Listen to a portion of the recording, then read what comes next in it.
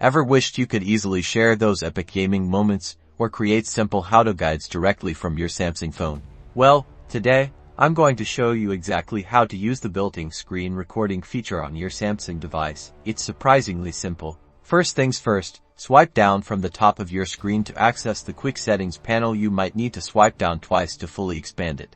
Look for the screen recorder icon. It might be on the second page, so swipe left if you don't see it immediately.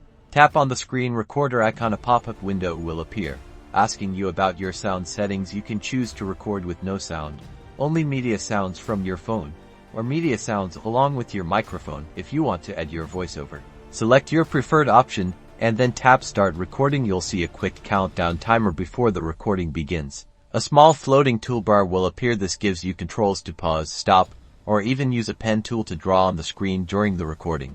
The pen tool is great for highlighting specific areas if you're creating a tutorial. When you're finished recording, simply tap the stop button on the toolbar.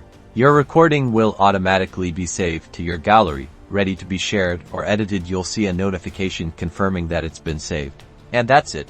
Now you can easily capture your Samsung phone screen for creating tutorials, sharing gaming highlights, or whatever you need. Super easy, right?